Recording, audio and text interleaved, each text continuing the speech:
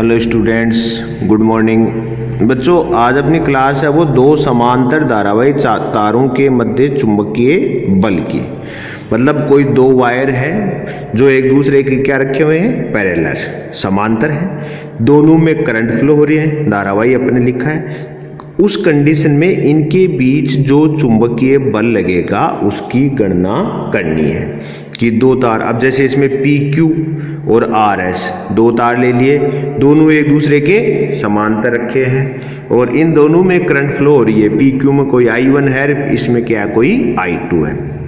तो इन दोनों के बीच में जो बल लगेगा उसके बारे में अपने को आज अध्ययन करना है।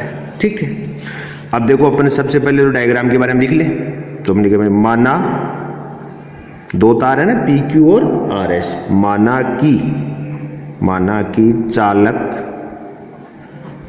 पी क्यू व आर एस, चालक पी क्यू व आर एस कागज के तल में, कागज के तल में, कागज भी तल में मतलब रखे हुए, प्लेन में रखे, कागज के तल में स्थित है, है। ठीक है, पहली बात। अच्छा, इनमें बहने वाली करंट क्या है, I1 और I2। ठीक है, इनमें क्रमशः I1 व I2 एम्पियर विद्युत धारा प्रवाहित हो रही है, विद्युत धारा प्रवाहित हो रही है। ठीक है, प्रवाहित हो रही है। ठीक है, दोनों के अंदर बता दिए। पी क्यू में कौन है, I1 और P2 में कौन है, I2। ठीक है, अब देखो, अब अपन डेरिवेशन शुरू करते हैं। अपन बात करें कि चालक पी क्यू, पहले वाला चालक लेते हैं, चालक पी क्यू की धारा I1 के कारण, की धारा I1 के कारण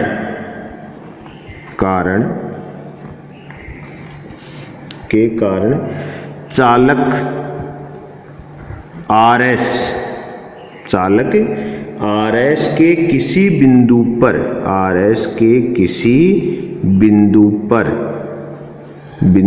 पर चुंबकीय क्षेत्र क्या होगा, B1 इक्वल टू होगा mu naught I1 upon 2πr। अब देखो अपन ने क्या किया, अपन ने कहा कि वो PQ, सबसे पहले तार कौन सा लिया, PQ लिया। इस PQ तार में धारा कौन प्रवाहित हो रही है, I1। इसके कारण इसके चारों ओर चुंबकीय क्षेत्र होगा, ऐसा अपने बायो सावर्ट में पढ़ा था। अब इसके किसी भी धारावाही चालक तार के कारण उससे किसी d दूरी पर स्थित बिंदु पर चुंबकीय क्षेत्र का मान क्या आया था, mu naught I upon 2πd। याद करो, बायो सावर्ट में आपको डेरिवेशन कराया था। तो यहां पर ये कौन है, PQ एक तार है जिसमें कोई करंट फ्लो क्या हो रही है, I1 है। तो इससे स्मॉल r दूरी पर स्थित कौन है, RS तार। स्मॉल r दूरी पर स्थित RS जो चालक तार है, इस पर कहीं पर भी अगर कोई बिंदु ले तो उस पर चुंबकीय बल की वैल्यू क्या आएगी, mu naught I upon 2πd। तो यहां पर I की जगह तो क्या आ जाएगा, I1, और दूरी d की जगह क्या आ जाएगा, r आ जाएगा। ठीक है, अब देखो डायरेक्शन क्या होगी, तो डायरेक्शन आप किससे निकाल सकते हो, इससे। तो देखो इस साइड में क्या होगी डायरेक्शन, अगर आप देखो तो इस साइड में होगी तल के भीतर। तो यहां पर अपन लिखेंगे दिशा कागज के तल के भीतर। दिशा क्या आएगी, दिशा कागज के तल के भीतर, कागज के तल के भीतर। ठीक है, तो ये अपने इसके कारण यहां पर चुंबकीय क्षेत्र B1 की वैल्यू कैलकुलेट कर ली। ठीक है, अब देखो यहां पर एक चुंबकीय क्षेत्र हो गया B1। उस चुंबकीय क्षेत्र के अंदर एक धारावाही चालक रखा है RS। तो किसी भी चुंबकीय क्षेत्र में अगर कोई धारावाही चालक तार रखा होता है तो उस पर लगने वाला चुंबकीय बल क्या होता है, ILB sin थीटा, होता है कि नहीं होता। तो बताओ यहां पर चुंबकीय क्षेत्र जो आया वो किस तार के कारण आया? PQ के कारण। तो RS के वाले जो धारावाही चालक तार है उसमें चुंबकीय क्षेत्र किसने पैदा किया? PQ ने किया। ठीक है, तो अपन लिख सकते हैं, तो नीचे लिखिए भाई, चालक RS में धारा I2 प्रवाहित हो रही है, ठीक है, I2 प्रवाहित हो रही है तथा यह चुंबकीय क्षेत्र B1 बराबर mu naught I1 upon 2 pi R के लंबवत रखा है। लंबवत है कि वो तल के भीतर है, के लंबवत रखा है।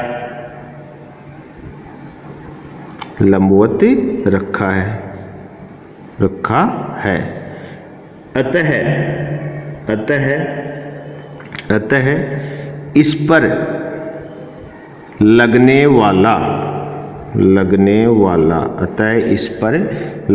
वाला बल क्या होगा? F इज इक्वल टू क्या आ जाएगा? ILB साइन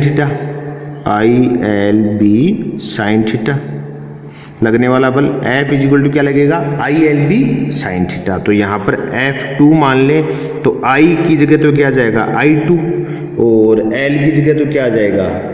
L अपनी जगह है ही, इंटू L, और B यहाँ पर क्या आ जाएगा?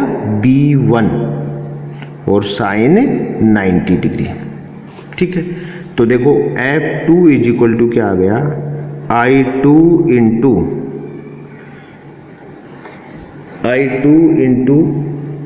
L, और B1 की जगह लिख दूं mu naught I1 upon 2 pi R। तो देखो F2 इज इक्वल टू क्या आ गया? Mu naught I1 I2 L upon 2 pi R। ये आपके बल की वैल्यू F2 की आ गई। ठीक है, और बल की डायरेक्शन आप निकाल ही सकते हो। चुंबकीय क्षेत्र है, धारा है, तो बल क्या होगा? इन दोनों के लंबवत होगा, तो इन दोनों के लंबवत अपने F2 की डायरेक्शन आ गई, तो अपने पास F2 की वैल्यू आ गई। ठीक है, तो किससे निकाल सकते हैं अपन? तो अपन लिख सकते हैं, यहाँ पर चाहो तो मैं लिख के दूं, बल की दिशा फ्लेमिंग के बाएं हाथ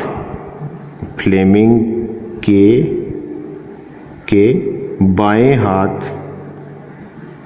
के नियम से ज्ञात कर सकते हैं। मैंने आपको डायग्राम में दिखा रखी है। ठीक है, तो से ज्ञात कर सकते हैं। तो ये चीज आ गई, देखो डायरेक्शन इसकी, ये F2 की ये आ जाएगी। अब देखो ये तो हुई, अब सेम ऐसा ही होगा। अब RS पर आओ, RS में करंट फ्लो कौन हो रही है? I2। तो इस करंट के कारण बताओ PQ तार के ऊपर चुंबकीय क्षेत्र होगा कि नहीं होगा? कोई B2 होगा भाई। इसके कारण चुंबकीय क्षेत्र निकालोगे तो यहां पर क्या आएगा? चुंबकीय क्षेत्र बाहर की ओर। इस RS करंट में, RS तार में बहने वाली धारा I2 के कारण PQ जो आपका तार है, इसके किसी भी बिंदु पर चुंबकीय क्षेत्र क्या आएगा? तल के बाहर की ओर। B2 क्या आएगा? तल के बाहर की ओर आएगा। ठीक है, उस चुंबकीय क्षेत्र में क्या होगा? आपका तार कोई PQ रखा होगा, तो इस पर भी इस B2 चुंबकीय क्षेत्र के कारण एक बल लगेगा, जिसकी वैल्यू क्या है? F1 है। ठीक है, तो वही चीज अपने यहां पर ज्ञात कर सकते हैं। तो अपन बात करें, इसी प्रकार चालक तार PQ, इसी प्रकार चालक तार PQ पर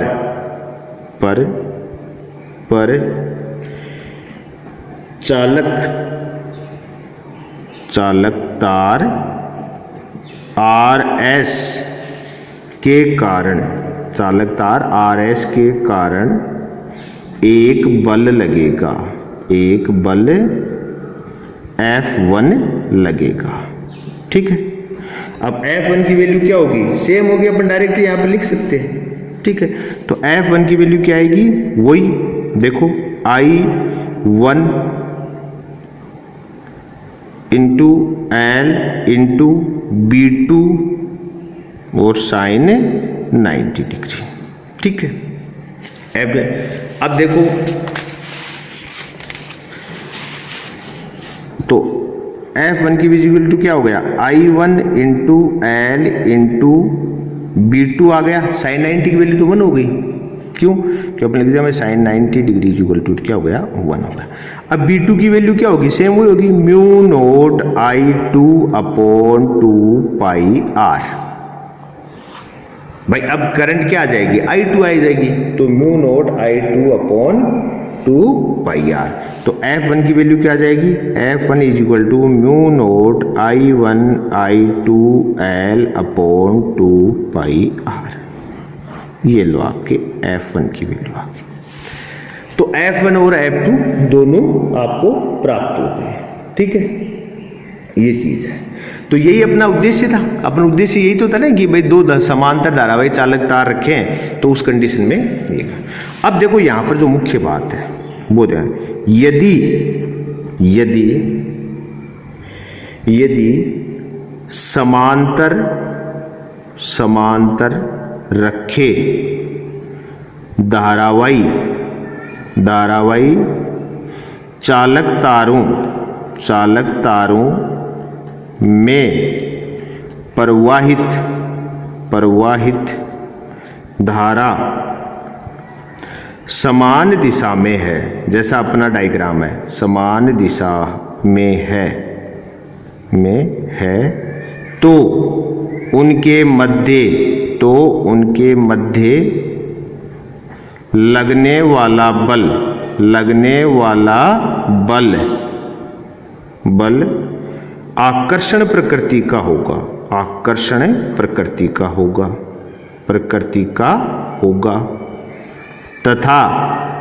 तथा यदि धारा विपरीत दिशा में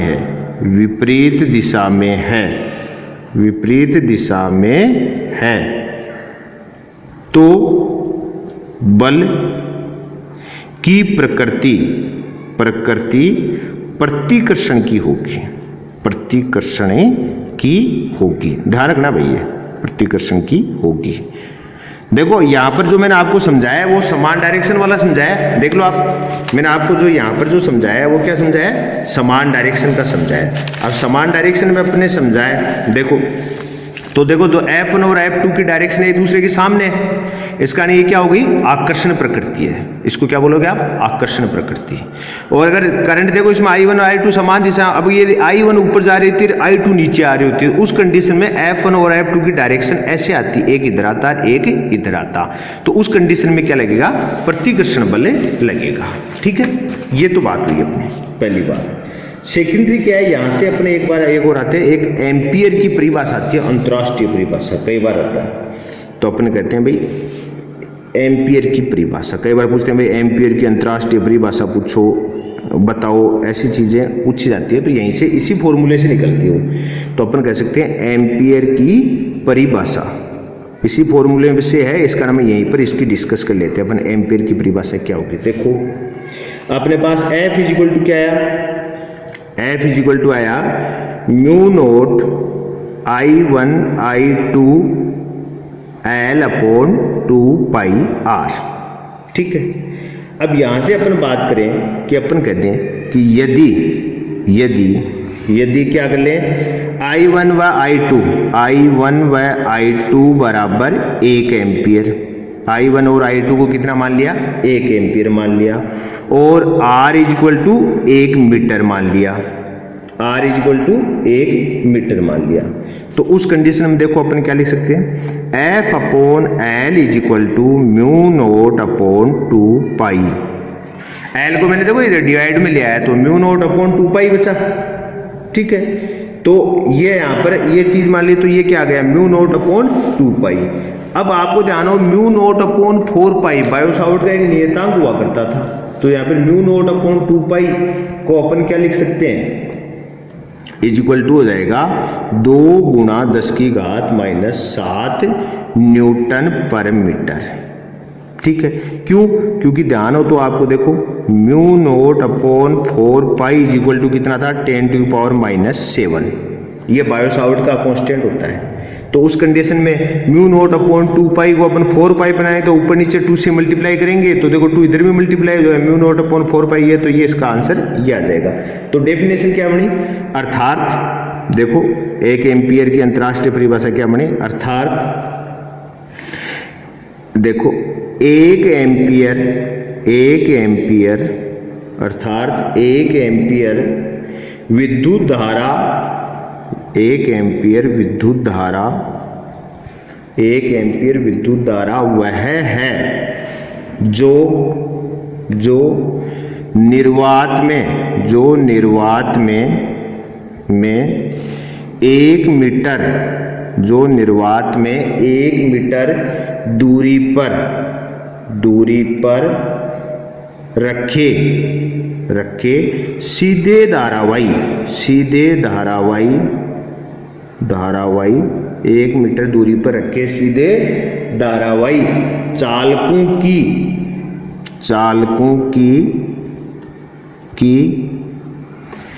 प्रति मीटर लंबाई पर 2 गुणा 10 की घात माइनस 7 न्यूटन बल 2 गुणा 10 की घात माइनस 7 न्यूटन बल 2 गुणा 10 की घात माइनस 7 न्यूटन बल उत्पन्न कर दे। ये आपकी अंतरराष्ट्रीय परिभाषा के नाम से जानी जाती है। अपन ने कुछ नहीं किया, अपन ने I1 और I2 की वैल्यू 1 एम्पियर ले ली और इन दोनों तारों के बीच की दूरी भी क्या ले ली? 1 मीटर ले ली। तो F अपॉन L मतलब एकांक लंबाई। अगर आपने एक बल के अंदर L का भाग दे दिया तो मतलब एकांक लंबाई का बल हो गया। और यहाँ पर अपन ने करंट इन सब की वैल्यू तो हमारे पास क्या आ गई? इसका म्यू नोट अपॉन 4 2 पाई आ गया। तो इसकी वैल्यू क्या होगी? 2 गुणा 10 की घात माइनस 7 न्यूटन पर मीटर होगी। क्यों? क्योंकि म्यू नोट अपॉन 4 पाई क्या होता है? 10 की घात माइनस 7 होता है। तो परिभाषा क्या होगी कि 1 एम्पियर विद्युत धारा वह है जो निर्वात में 1 मीटर दूरी पर रखे सीधे धारावाही चालकों की प्रति मीटर लंबाई पर कितने बल उत्पन्न कर देता है? 2 गुणा 10 की घात माइनस 7 न्यूटन बल उत्पन्न कर देता है। ये आपकी 1 एम्पियर की अंतरराष्ट्रीय परिभाषा है। ठीक है, सिंपल है। धारावाही चालकों में तो देखो आप दोबारा देख लो, 2 अपन ने धारावाही चालक तार ले लिए, इन दोनों में करंट फ्लो हो रही है। तो आप जानते हो पहले वाले के कारण दूसरे पर चुंबकीय क्षेत्र होगा और दूसरे के कारण पहले वाले पर होगा। जब पहले वाले के कारण दूसरे पे चुंबकीय क्षेत्र B1 है, उसका मान क्या होगा? अपन डायरेक्टली यूज कर ले mu naught I upon 2 pi D फॉर्मूले से, तो B1 की वैल्यू आ गई। तो यहाँ पर एक चुंबकीय क्षेत्र होगा, उसके अंदर ये तार रखा है जिसमें करंट फ्लो हो रही है, तो उस पर लगने वाला बल क्या हो जाएगा? F is equal to I/L/B sin theta. तो यहाँ से अपन ने F2 की वैल्यू कैलकुलेट कर ली। ऐसे F1 क्या होगा कि इस RS तार के कारण यहाँ पर चुंबकीय क्षेत्र होगा जिसमें आपका तार कौन रखा होगा? PQ। तो इसके ऊपर भी आपका बल की वैल्यू हो जाएगी। तो यहाँ से अगर अपन F1 और F2 की वैल्यू तो अपन ने कैलकुलेट कर ली, अगर डायरेक्शन देखोगे तो एक दूसरे की तरफ आएगी। एक दूसरे की तरफ होने का अर्थ है इन दोनों के मध्य आकर्षण है। यदि I1 और I2 एक दूसरे के अपोजिट हो, जैसे I1 तो मान लो ऐसे जा रही है, I2 ऐसे आ रही है, तो उस कंडीशन में बल की वैल्यू तो सेम आने वाली है F1 और F2 तो, लेकिन इनकी डायरेक्शन अपोजिट होगी। एक इधर लगेगा, एक इधर लगेगा। इसका अर्थ क्या हुआ? इनके मध्य लगने वाला बल कैसी प्रकृति का होता है? प्रतिकर्षण का। और फिर यहाँ से अपन ने 1 एम्पियर की अंतरराष्ट्रीय परिभाषा निकाली। तो 1 एम्पियर की अंतरराष्ट्रीय परिभाषा में क्या था कि अपने सिर्फ इतना ही तो किया कि अपन ने कहा कि हमारे पास जो 2 समांतर धारावाही चालकों के मध्य लगने वाले बल की वैल्यू है, उसमें करंट को एकांक मान लिया और उनके बीच की दूरी को भी एकांक मान लिया। तो उस कंडीशन में प्रति इकाई लंबाई पर लगने वाले बल की वैल्यू कितनी होती है? 2 गुणा 10 की घात माइनस 7 न्यूटन प्रति मीटर। ये बल कौन उत्पन्न करता है? आपकी 1 एम्पियर धारा, मतलब 1 एम्पियर विद्युत धारा वह है जो निर्वात में 1 मीटर दूरी पर रखे सीधे धारावाही चालकों में प्रति इकाई लंबाई पर कितना पैदा कर देती है? बल 2 गुणा 10 की घात माइनस 7 न्यूटन। ठीक है, अब देखो, आपको इससे पहले वाले लेक्चर में एक छोटा सा क्वेश्चन दिया था, मैंने पूछा था कि किस पर लगेगा बल, कि समान वेग से कोई समरूप चुंबकीय क्षेत्र में लंबवत प्रक्षेपित किए जाते हैं तो किस पर अधिकतम बल लगेगा। तो आप भी जानते हो बल की वैल्यू क्या होती है भाई, किसी भी आवेश पर चुंबकीय क्षेत्र के कारण लगने वाला बल क्या होता है, F = QVB sin थीटा। तो देखो सबके अंदर क्या है कि वेलोसिटी वो तो सब सेम है, तो यहाँ पर चेंज क्या कर सकते हैं अपन, Q, चेंज क्या हो सकता है, Q। तो अपन फॉर्मूला लगाएंगे F कौन सा लगाओगे आप, F = QVB sin थीटा। तो Q की वैल्यू सबसे ज्यादा किसके लिए आएगी, इलेक्ट्रॉन के लिए आएगी, प्रोटॉन के लिए आएगी, या फिर आप बताओ लिथियम किसके लिए आएगी, तो उसमें सर्वाधिक किसके लिए आएगी, लिथियम के लिए। तो आपका लिथियम क्या था, फोर्थ ऑप्शन था ना, तो लिथियम प्लस वाला आंसर हो जाएगा आपका, फोर्थ ऑप्शन उसका आंसर हो जाएगा। ठीक है, अब आज का क्वेश्चन सुनो। आज का क्वेश्चन है कि 100 इलेक्ट्रॉन वोल्ट का एक प्रोटॉन, 100 इलेक्ट्रॉन वोल्ट ऊर्जा का एक प्रोटॉन 10⁻⁴ टेस्ला के चुंबकीय क्षेत्र में उसके लंबवत गतिमान है, तो प्रोटॉन की साइक्लोट्रॉन आवृत्ति रेडियन प्रति सेकंड में होगी। ए ऑप्शन है 2.8 × 10⁶, बी है 9.6 × 10⁻3, सी है 5.6 × 10⁶, डी है 1.76 × 10⁶। मतलब ऊर्जा आपको दे रखी है, चुंबकीय क्षेत्र दे रखा है, और उसमें गतिशील कौन है, प्रोटॉन है। तो हमने क्या पूछा आपसे, साइक्लोट्रॉन की आवृत्ति। तो साइक्लोट्रॉन पर आधारित क्वेश्चन आपको हिंट है, तो आप इसको सोल्व करके आंसर कमेंट के रूप में बताएं। ठीक है, आज की क्लास इतनी, धन्यवाद।